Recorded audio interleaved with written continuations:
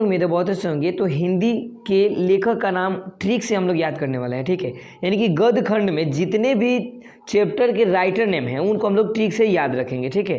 तो इस वीडियो को देखने के बाद आपको हिंदी से मतलब 5 से 6 नंबर जरूर क्लियर होने वाला है ऑब्जेक्टिव में, क्योंकि आप लोग देखिएगा कि जब भी आप सेट मारते होंगे या फिर कोई भी क्वेश्चन को बनाते होंगे ऑब्जेक्टिव वाले, तो उसमें आपको 5 से 6 लेखक के नाम आ जाते होंगे, ठीक है। और लेखक के नाम केवल ऑब्जेक्टिव के लिए इम्पोर्टेंट नहीं है बल्कि सब्जेक्टिव के लिए भी इम्पोर्टेंट है। जैसे कि आप लोग को आ जाता है मैक्स मूलर, ठीक है, मैक्स मूलर के बारे में लिखिए, ठीक है। तो मैक्स मूलर को याद रखने के लिए वो आपको ये तो रहना चाहिए ना कि मैक्स मूलर किस पार्ट के लेखक हैं, वो भाषण लिखे या फिर क्या लिखे हैं, ठीक है। तो ये सब आपको याद रहेगा, तब आप जाके लॉन्ग क्वेश्चन में भी अच्छे प्रदर्शन कर सकते हैं। तो चलिए हम लोग इस वीडियो में लेखक के नाम ट्रिक से देखने वाले हैं। और मैं पहला आपका जो चैप्टर है वो है श्रम विभाजन और जाति प्रथा, ठीक है। तो श्रम विभाजन और जाति प्रथा के लेखक हैं भीमराव अंबेडकर। तो इसको हम लोग ट्रिक से कैसे याद रखेंगे? तो सबसे पहले आप बताइए कि श्रम माने क्या होता है। श्रम माने होता है काम।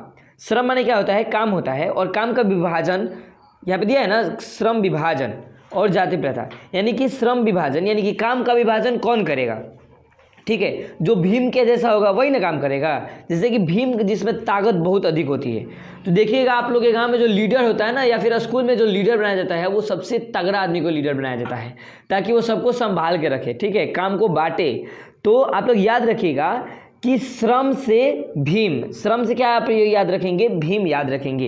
यानी कि श्रम विभाजन और जाति प्रथा के लेखक हो जाएंगे भीमराव अंबेडकर। बात सही है कि नहीं?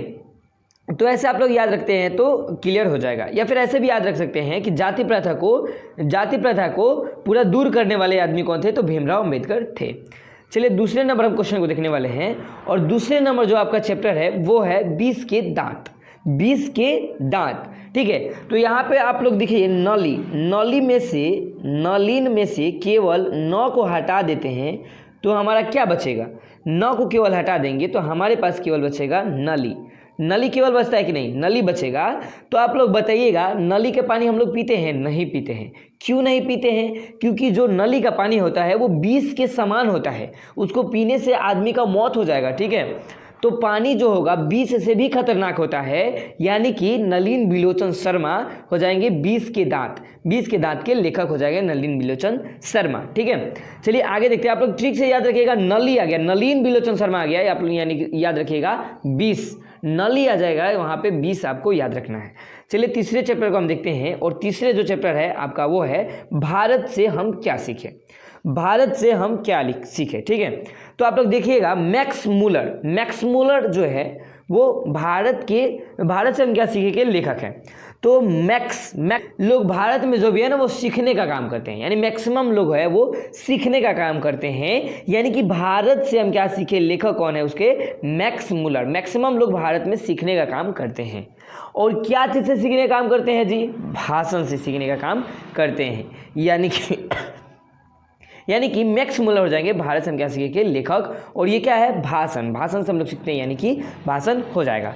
चलिए अगला जो चैप्टर है वो 4 नंबर है कि नाखून क्यों बढ़ते हैं। नाखून क्यों बढ़ते हैं के लेखक कौन है?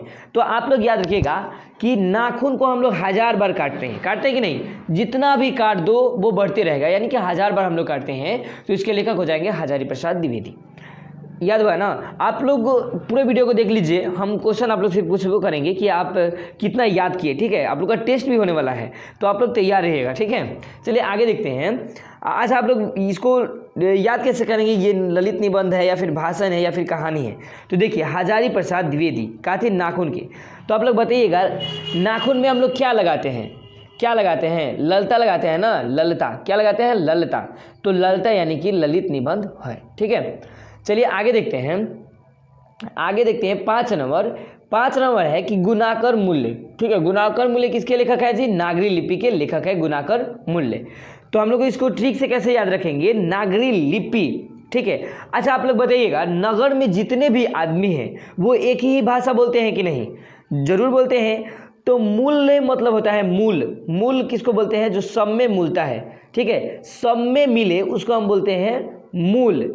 जो सब में मिलता है उसको बोलते हैं हम लोग मूल बोलते हैं। और बताइएगा भाषा, भाषा हम लोग चलते हैं तो भारत में जो भी लोग बोलते हैं, नगर में जो भी आदमी है वो कैसे बोलता है, एक ही लिपि से बोलता है कि नहीं, हिंदी में बोलेगा।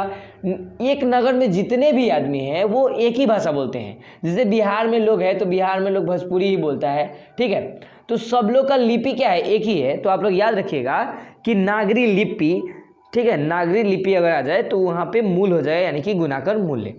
तो आप लोगों को क्लियर हो गया होगा। चलिए 6 नंबर देखते हैं, अमरकांत। अच्छा आप लोग बताइएगा किसका नाम अमर होता है, जो बहादुरी वाला काम करता है उसी का नाम अमर रहता है। जैसे अभी विराट कोहली हैं तो विराट कोहली क्या कर रहे हैं, बहुत अच्छा प्रदर्शन कर रहे हैं। जब इनका मौत होगा तो इनका सबका नाम लेगा, सब कोई नाम लेगा कि विराट कोहली बहुत अच्छे खेलते थे, तो उनका जो नाम होगा वो बहुत अमर रहेगा, अमर रहेगा कि नहीं।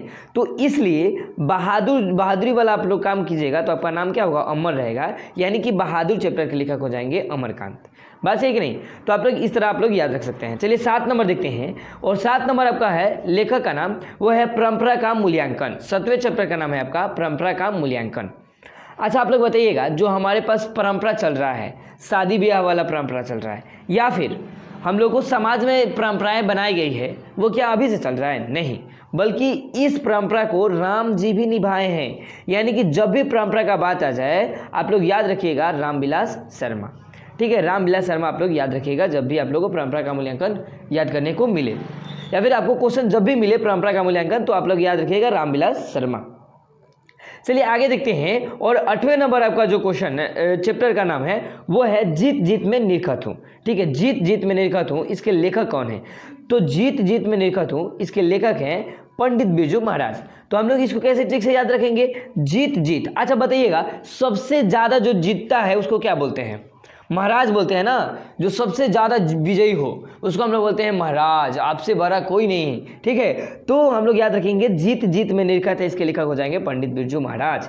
चलिए आगे देखते हैं, और अगला है आपका है अशोक वाजपेयी। अशोक वाजपेयी किसके हैं, अभिमन्यु के लेखक हैं।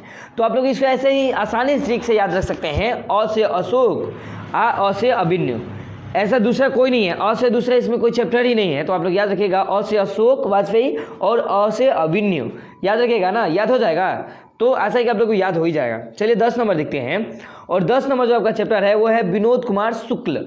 अच्छा आप लोग बताइएगा कि विनोद कुमार जो शुक्ल हैं वो किसके लेखक है, मछली चैप्टर के लेखक हैं, मछली चैप्टर के लेखक है ना। तो इसको ऐसे ठीक से आप लोग याद रख सकते हैं कि सुख के दिन मछली नहीं खाया जाता है। सुन रहा है विनोद, सुन रहा है विनोद, मछली सुख के दिन नहीं खाया जाता है। तो विनोद से आप लोग याद रखिएगा, विनोद समझ में आ रहा है, सुख को मछली नहीं खाना है, तो यानी कि विनोद कुमार शुक्ल हो जाएंगे मछली। चलिए जो 11 नंबर आपका चैप्टर है वो है नौबत खाने में इबादत, और नौबत खाने में इबादत के लेखक हैं यतीन्द्र मिश्र, ठीक है। तो देखिए गरीबी एक ऐसा चीज़ है ना जो आप अगर गरीबी में ढल गए ना, गरीबी में जाते गए तो एक ऐसा गरीबी होता है कि आप एक दिन ऐसा नौबत आ जाएगा ना गरीबी में कि आपको मिश्री खाने का भी नहीं होगा। और ये सब बनावटी बात बोल रहे हैं, याद रखिएगा, ये सबको सीरियस मत लीजिएगा, ठीक है, ये सब बनावटी बात है, ठीक है। तो इसको ऐसे आप याद रख सकते हैं कि गरीबी एक ऐसा चीज़ है जिसमें ऐसा नौबत आ जाता है जिसमें हम लोग को मिश्री खाने को भी नहीं मिल पाता है, ठीक है। तो ये ट्रिक है, आप लोग याद रखिएगा, नौबत यानी कि मिश्री खाने को हमको नहीं मिलेगा, यतीन्द्र मिश्र। चलिए आगे देखते हैं 12 नंबर चैप्टर। अच्छा आप लोग बताइएगा कि शिक्षा भारत में या फिर बिहार में, खासकर बिहार में शिक्षा कब से महत्व होने लगा, संस्कृति, शिक्षा और संस्कृति कब से महत्व होने लगा, महात्मा गांधी की वजह से। महात्मा गांधी जब तक थे वो अपने शिक्षा और संस्कृति को बनाए रखते थे, तो इसलिए अगर शिक्षा के बारे में जो भी पूछे तो वो महात्मा गांधी थे, ठीक है। तो महात्मा गांधी को आप लोग याद रखिएगा। चलिए मिलते हैं अगले वीडियो में, तब तक के लिए बहुत बहुत धन्यवाद। आशा है कि आप लोगों को ये चैप्टर आपको समझ में आ गया होगा।